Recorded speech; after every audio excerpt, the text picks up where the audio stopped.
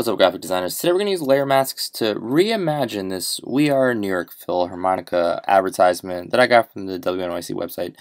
You'll notice that they use layer masks to embed an individual inside the letters. So we're going to do that in just a moment. I'm going to share with you this template. I'm going to talk to you about how I set it up. But first, I wanted to share with you some of the stuff that I'm working on at home. So I created this advertisement for GSA. And actually, I'm not even going to lie to you. I used like a template. I just popped in some of the text, modified it a little bit because we're going to be including it in the Lab Life email that I'm going to be sending out today. So here we've got some of your Candygram advertisements. I created this fun visual to help students remember what day it is, if it's a day 1, day 2.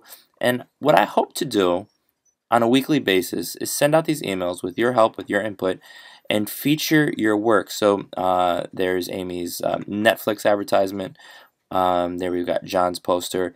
And my assumption is at this point, it's at the end of the day, that you'll have already seen this. So in just a moment, I can talk to you about click rates, how many people in the student body have already seen it.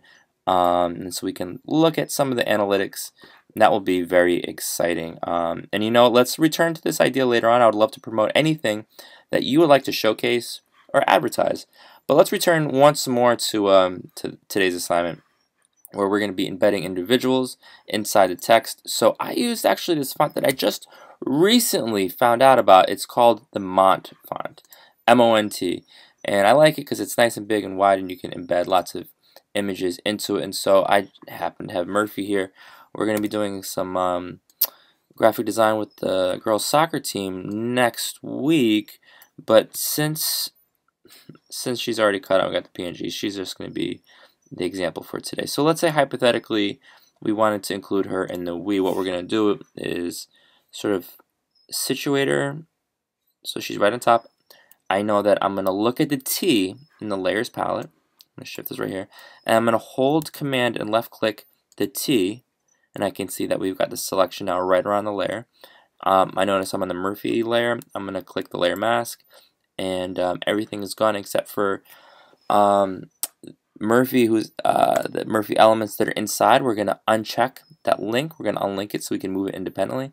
I got the move tool, and so now we can shift it around in a way that, I don't know, looks cool. Maybe something like, oh, I kind of like it right there. Okay, so we're going to keep it moving.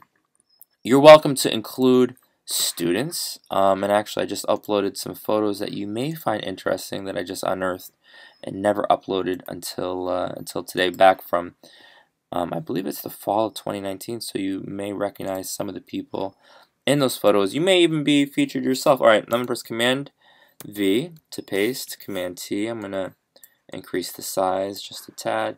It's over the NYC font. What I'm gonna do, or NYC text, hold Command. I'm gonna click NYC. That's great. I'm gonna left click the layer mask icon.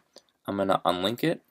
Okay, I'm going to click on the skyline in that thumbnail, and so now I can sort of situate it in a way that I think looks cool. I don't know. So I'm going to reduce the sign. You guys are going to play around with this, and so really what I want you to do is, I like that a lot. I want you to analyze this image, and I noticed on the bottom of the page we've got this sort of banner, but it's not like perpendicular to the edge. It's on like a little bit of a slant, a little bit of an incline, and so we can do that too. I'm going to use the polygon lasso, and I'm going to go like so. Okay. And never forget, new layer, guys. And then I'm just going to randomly grab whatever. It's not that serious. I might change this later on. I'm going to press the paint bucket and Command D to deselect. And I don't like that angle, so I'm going to press Command T.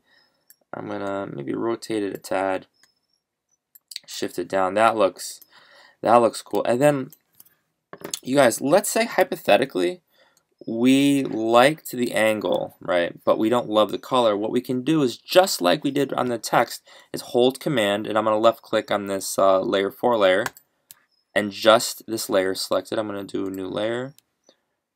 And we'll change the color from a blue to, let's do an orange. Paint bucket, bam. And then what we can do is we can write some text.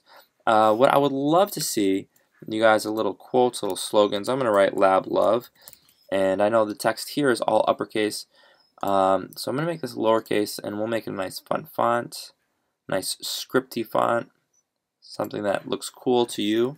I'm super excited. You guys can be super creative. Can't wait to see what you guys produce.